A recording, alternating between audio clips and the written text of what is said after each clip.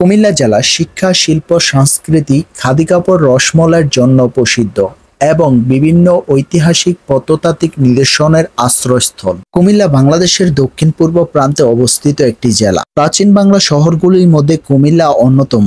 কুমিল্লা জেলার ঐতিহাসিক স্থানগুলির জন্য বিশ্ব দরবারে পরিচিত পায় বাংলাদেশ এবং বর্তমান সময়ে জনপ্রিয় মহাসড়ক ঢাকা-চট্টগ্রাম মহাসড়ক কুমিল্লার উপর দিয়ে চলে গেছে। বর্তমান সময়ে ঢাকা-চট্টগ্রাম কিংবা আশেপাশের জেলা বা বিভাগ থেকে 2 থেকে 3 ঘন্টার মধ্যে কুমিল্লা আসা যায় বলে একদিনে ভ্রমণ গন্তব্য হিসেবে কুমিল্লা অনেক বেশি জনপ্রিয়তা অর্জন করেছে। আজকের ভিডিওতে থাকছে কুমিল্লার ঐতিহাসিক স্থানগুলি কিভাবে ঘুরে দেখবেন, কত টাকা খরচ পড়বে, সকল কিছু। তাই দেরি না করে ভিডিওটি শুরু করা যাক।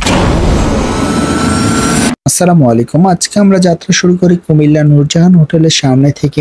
যারা চট্টগ্রাম কিংবা তার আশেপাশে জেলা থেকে আসবেন, প্রথমে নামতে হবে কুমিল্লা পদুয়া বাজার বিশ্ব রোড। পদুয়া বাজার বিশ্ব রোডের থেকে ছোট গাড়ি কিংবা সিএনজি অটোরিকশা পেয়ে যাবেন কোটবাড়ি আসার জন্য জনপ্রতি ভাড়া নেবে 20 টাকা করে। আর যারা ঢাকা থেকে আসবেন তারা ডিরেক্টলি কোটবাড়িতে নামলেই চলবে। কোটবাড়ি থেকে আপনারা সিএনজি অটোরিকশা পেয়ে যাবেন।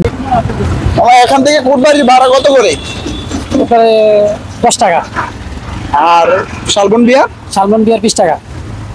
এই জায়গা থেকে আপনারা অটো বা সিএনজি করে চলে আসবেন শালবন বিহারে। শালবন বিহারে আসার পরে আপনারা টিকিট কেটে শালবন বিহারে প্রবেশ করতে হবে। টিকিট মূল্য জনপ্রতি 30 টাকা করে। টিকিট কেটে ভিতরে প্রবেশ করলে আপনারা দেখতে পারবেন শালবন বিহার আপনাকে স্বাগত জানাচ্ছে। মাটির উপর ঘাসের কারুকাজ দিয়ে লেখা হয়েছে স্বাগতম শালবন বিহার। দূর দূরান্ত থেকে বিভিন্ন পর্যটক ঘুরতে আসে শালবন বিহারে। শালবন বিহারের সৌন্দর্য দেখার জন্য এই জায়গাটির মধ্যে শালবন বিহারের ইতিহাস তুলে ধরা হয়েছে। 7ম শতাব্দীর শেষের দিকে দেব বংশের 4র্থ রাজা শ্রী ভবদেব বাংলাদেশের প্রাচীন সভ্যতার অন্যতম নিদর্শন শালবন বিহার নির্মাণ করেন। 1857 সালে রাস্তা নির্মাণের সময় একটি ইমারতের ধ্বংসাবশেষ খুঁজে পাওয়া যায়। পরবর্তীতে 1917 সালে ঢাকা জাদুঘরের অধ্যক্ষ শালবন বিহারটিকে ফটিয়া নগরের অন্তর্ভুক্ত হিসাবে আখ্যায়িত করে। বিভিন্ন সময় প্রত্নতাত্ত্বিক খনন কাজের সময় শালবন বিহার থেকে 400-রও অধিক স্বর্ণ ও রূপা মুদ্রা, ব্রোঞ্জ, তাম্রলিপি, সিলমোহর, পোড়ামাটির ফলক উদ্ধার করা হয়। এইসব নিদর্শনের সিংহভাগে শালবন বিহারের পাশে ময়নামতি জাদুঘরে সংরক্ষিত করা হয়েছে। ময়নামতি জাদুঘরে পৃথকভাবে 30 টাকা টিকিট কেটে প্রবেশ করতে হয়। এই সংরক্ষণাগারে বিভিন্ন সময় প্রত্নতাত্ত্বিক খনন কাজের সময় খুঁজে পাওয়া প্রাচীন সভ্যতার নিদর্শনগুলি সংরক্ষণ করা হয়েছে। শালবন বিহার এবং ময়নামতি জাদুঘর সকাল 9টা থেকে বিকাল 5টা পর্যন্ত খোলা থাকে। সাপ্তাহিক বন্ধ, রবিবার পূর্ণ দিবস এবং সোমবার অর্ধ দিবস পর্যন্ত ছুটি থাকে। শালবন বিহার এবং ময়নামতি জাদুঘর পাশাপাশি হয় স্বল্প সময়ের মধ্যে ঘুরে দেখতে পারবেন। শালবন বিহারের পাশে আছে নবশালবন বিহার বৌদ্ধ মন্দির, যার প্রবেশ মূল্য 30 টাকা। প্রায় 2.5 একর জায়গার উপর প্রতিষ্ঠিত নবশালবন বিহারে রয়েছে 6 টন ওজনের 30 ফুট উচ্চতার বৌদ্ধ মূর্তি। এই জায়গার মূল আকর্ষণ। এই বৌদ্ধ মূর্তিটি মালয়েশিয়ার সরকার বৌদ্ধদের জন্য উপহার হিসাবে বাংলাদেশে পাঠিয়েছেন। নবশালবন বিহারে রয়েছে বিভিন্ন ধাতব বস্তু এবং কারুকাজ খচিত বিভিন্ন নান্দনিক ডিজাইন। বৌদ্ধদের জন্য রয়েছে উপাসনাগার এবং মেডিটেশনের জায়গা, এতিমখানা, লাইব্রেরি, বৌদ্ধদের স্কুল। এই নবশালবন বিহারটি মালয়েশিয়ার বৌদ্ধ ফাউন্ডেশনের পক্ষ থেকে তৈরি করা হয়েছে। নবশালবন বিহার থেকে বের হয়ে ইজি বাইক বা সিএনজি নিয়ে চলে আসবেন কুমিল্লা বিশ্ববিদ্যালয়ে। ভাড়া নেবে জনপ্রতি 10 টাকা করে। কুমিল্লা বিশ্ববিদ্যালয়ে লালমাই পাহাড়ের কোলে গড়ে উঠেছে প্রকৃতির মায়ায় এই ক্যাম্পাস। তাই তো শিক্ষার্থীরা ভালোবেসে বলে লাল পাহাড়ের ক্যাম্পাস। পাহাড়ের উপর দাঁড়িয়ে থাকা শহীদ মিনার, লাল পাহাড়ের ক্যাম্পাসের অপরূপ সৌন্দর্য দেখতে হাজারো পর্যটকের আগমন ঘটে এই ক্যাম্পাসে। কুমিল্লা বিশ্ববিদ্যালয় ঘোরা শেষ করে আপনারা ইজি বাইক বা সিএনজি নিয়ে চলে আসবেন ম্যাজিক প্যারাডাইসে। ভাড়া নিবে জনপ্রতি 10 টাকা করে। ম্যাজিক প্যারাডাইসে আসার পর আপনারা জনপ্রতি 300 টাকা টিকিট কেটে 2টি রাইড ফ্রি পাবেন। আর আলাদা সুইমিং করার জন্য 200 টাকা দিতে হবে। কুমিল্লার মধ্যে সবথেকে বড় অ্যামেজিং পার্ক হিসেবে পরিচিত পায় ম্যাজিক প্যারাডাইস। ম্যাজিক প্যারাডাইসে রয়েছে শিশু ও বড়দের জন্য আলাদা মনোরম পরিবেশে 3টি সুইমিং পুল, যেগুলোর মধ্যে আপনারা সুইমিং করতে পারবেন দুপুরে ক্লান্তিটা দূর করার জন্য, এবং আপনার প্রয়োজনীয় জিনিসপত্র রাখার জন্য রয়েছে লকারের ব্যবস্থা, রেস্টুরেন্ট, এবং ছোট বড়দের বিনোদনের জন্য রয়েছে 20টিরও অধিক রাইড। স্কুল, কলেজ, ভার্সিটিদের বিভিন্ন প্রোগ্রাম করার জন্য রয়েছে অডিটোরিয়াম, বিভিন্ন স্ট্রিট ফুডের দোকান এবং কি ডাইনোসর গ্যালারি, যেখানে গেলে আপনারা প্রাচীন সভ্যতার নিদর্শনগুলি খুঁজে পাবেন।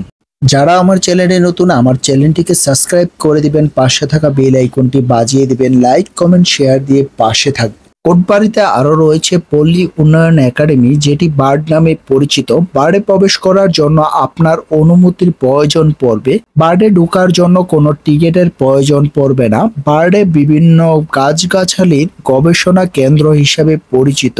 বার্ডের ভিতরে প্রবেশের পর আপনাদের চোখে পড়বে বার্ডের সুন্দর সাজানো গোছানো মনোরম একটি পরিবেশ। বাংলাদেশের পল্লী উন্নয়ন একাডেমি 1959 সালে ডক্টর আক্তার হামিদ খান কর্তৃক স্বায়ত্তশাসিত একটি প্রতিষ্ঠান, যা পল্লী উন্নয়নের জন্য গবেষণা, প্রশিক্ষণ এবং প্রায়োগিক গবেষণা কাজে নিয়োজিত। বার্ডের ভিতরে আপনারা নিরিবিল, নিস্তব্ধ, কোলাহলমুক্ত একটি সুন্দর পরিবেশ পেয়ে যাবেন। সাজানো গোছানো মনোরম পরিবেশ বার্ডকে করেছে আরো আকর্ষণীয়, এবং বার্ডের ভিতরে বিভিন্ন গাছগাছালি, পাখির কলকাকলিতে আপনার দিনকে আরো সুন্দর হয়ে উঠবে। সবুজে ঘেরা অরণ্য, পাহাড়ের উঁচু নিচু পথ বার্ডকে করেছে অনেক সুন্দর, এবং বার্ডের ভিতরে আপনারা প্রবেশ করলে নীলাচল পাহাড়টি অবশ্যই ঘুরে যাবেন। নীলাচল পাহাড়ের সৌন্দর্য আপনাকে অনেক বেশি মোহিত করবে। বার্ডের ভিতরে এই নীলাচল পাহাড়টির মধ্যে বিভিন্ন নাটক শুটিং হয়েছিল। বার্ডের সবচেয়ে বড় মূল আকর্ষণ হচ্ছে এই নীলাচল পাহাড়টি। নীলাচল পাহাড়ের সৌন্দর্য আপনাকে অনেক বেশি মোহিত করবে, তাই তো অনেকে ভালোবেসে বলে কুমিল্লার দার্জিলিং। বার্ড ঘোরা শেষ করে আপনারা সিএনজি বা অটো নিয়ে চলে আসবেন কুমিল্লা কান্দির পাড়ে। ভাড়া নিবে জনপ্রতি 60 টাকা করে। দুপুরের খাবার খেয়ে নিবেন সুলতান ডাইন বা কাচ্চি কিচেনে। খাবার শেষ করে চলে আসবেন ধর্মসাগর দেখার জন্য। নামে ধর্মসাগর হলেও এটি একটি প্রাচীন একটি দিঘি। ধর্মসাগরের আয়তন 23.81 একর। ত্রিপুরার অধিপতি মহারাজা প্রথম ধর্মমাণিক্য 1457 সালে ধর্মসাগর খনন করেন। এই অঞ্চলের মানুষের কষ্ট নিবারণের জন্য রাজা এই ধর্মসাগর খনন করেন, আর স্থানীয় মানুষদের কাছে ডিএসপি পার্ক নামেও পরিচিত। আর ধর্মসাগর হচ্ছে সৌন্দর্যের এক লীলাভূমি। শহরের ভিতরে খোলামেলা একটি সুন্দর পরিবেশ হওয়ার কারণে দূর দূরান্ত থেকে মানুষ এসে বিশ্রাম নিতে পারে এবং গোসল করতে পারে। ধর্মসাগরকে ঘিরে বিভিন্ন স্ট্রিট ফুডের দোকান বসেছে, এবং পাশে রয়েছে সুন্দর একটি শিশু পার্ক। শিশু পার্কে বিভিন্ন রাইডের ব্যবস্থাও রয়েছে। আপনারা চাইলে আপনার সোনামণির সুন্দর একটি সময় কাটাতে পারবে এই শিশু পার্কে। কুমিল্লা আসবেন, কিন্তু কুমিল্লার রসমলাই খাবেন না, সেটা কি হয় নাকি? ধর্মসাগরের অতি নিকটেই কুমিল্লার ঐতিহাসিক বিখ্যাত রসমলাই পাওয়া যায়। অবশ্যই পরিবারের জন্য নিয়ে যাবেন। কুমিল্লা থেকে সিএনজি বা ছোট গাড়ি করে চলে আসবেন কুমিল্লা ক্যান্টনমেন্ট। ভাড়া রাখবে জনপ্রতি 20 টাকা করে। ক্যান্টনমেন্ট থেকে রূপসাগরের সৌন্দর্য দেখার জন্য চলে আসবেন নাজিরা বাজার। ভাড়া রাখবে 10 টাকা করে। পায়ে হেঁটে আসলে 5 মিনিট সময় লাগবে। আপনারা চাইলে পায়ে হেঁটেও আসতে পারেন। আর রূপসাগরের ভিতরে প্রবেশ করার জন্য জনপ্রতি 100 টাকা দিতে হবে। সেনাবাহিনীর তত্ত্বাবধানে রূপসাগর পরিচালিত হওয়ার কারণে রূপসাগরের সৌন্দর্য এবং মনোরম পরিবেশ রূপসাগরকে করেছে অনন্য। প্রাকৃতিক সৌন্দর্যের দিক থেকে এই রূপসাগর পার্কটি কোনো অংশেই কম নয়। রূপসাগরের দিঘিতে ঘোরার জন্য রয়েছে ছোট বড় মাঝারি ধরনের অনেকগুলি বোট, যেগুলি আপনারা ঘন্টা বাদে ভাড়া নিয়ে ঘুরতে পারবেন রূপসাগরের দিঘিতে। দিঘির মাঝে স্থাপন করা হয়েছে 25টিরও বেশি ঘোড়ার ভাস্কর্য, যেগুলি দিঘির সৌন্দর্যকে আরো দ্বিগুণ করে তোলে, এবং সেনাবাহিনীর তত্ত্বাবধানে পরিচালিত হওয়ার কারণে এই জায়গাটি অনেক বেশি নিরাপদ, এবং কি পরিবার পরিজনদেরকে নিয়ে আপনারা সুন্দর একটি সময় কাটাতে পারবেন এই রূপসাগর পার্কে। রূপসাগর পার্কটিতে রয়েছে সুন্দর একটি রেস্তোরাঁ। যারা ছবি বা ভিডিও করতে অনেক বেশি ভালোবাসেন তাদের জন্য সুন্দর কিছু প্লেস পেয়ে যাবেন এই রূপসাগর পার্কে। পার্সোনালি আমার কাছে এই জায়গাটি অনেক বেশি ভালো লাগে। বিকেলবেলা এই জায়গাটিতে বসে বন্ধুদের সাথে রূপসাগরের সৌন্দর্য দেখতে দেখতে আড্ডায় মেতে উঠতে পারবেন। রূপসাগরের সৌন্দর্য উপভোগ করে সিএনজি কিংবা অটোরিকশা করে চলে আসবেন ইংরেজ কবরস্থান। ভাড়া নেবে জনপ্রতি 20 টাকা করে। ইংরেজ কবরস্থানে প্রবেশের জন্য কোনো টিকিট লাগবে না। 4.5 একর পাহাড়ি জমির উপর নির্মিত ময়নামতি ওয়ার সেমিস্ট্রি এটি বাংলাদেশের দ্বিতীয় কমনওয়েলথ সমাধিক্ষেত্র। স্থানীয় মানুষের কাছে ইংরেজ কবরস্থান হিসেবে পরিচিত হলেও এখানে বিভিন্ন ধর্মের সৈনিকদেরকে সমাহিত করা হয়েছে। এই সমাধিক্ষেত্রে দ্বিতীয় বিশ্বযুদ্ধের 737 জন সৈনিক, যাদের মধ্যে হিন্দু, বৌদ্ধ, খ্রিস্টান, মুসলমান চিরনিদ্রায় শায়িত আছে। এই সমাধিক্ষেত্রটি সুন্দর, পরিপাটি এবং ইতিহাস সমৃদ্ধ। এই সমাধিক্ষেত্রটি ঈদের 2 দিন ছাড়া সকাল 7টা থেকে বিকেল 5টা পর্যন্ত স্বল্প সাধারণের জন্য খোলা থাকে। এই সমাধিক্ষেত্রটি দেখার জন্য দেশ বিদেশ থেকে বিভিন্ন পর্যটক ভিড় করে এই সমাধিক্ষেত্রে। এত সময় জুড়ে আমি মামুন আপনাদের পাশে ছিলাম। সবাই ভালো থাকবেন, সুস্থ থাকবেন। আসসালামু আলাইকুম।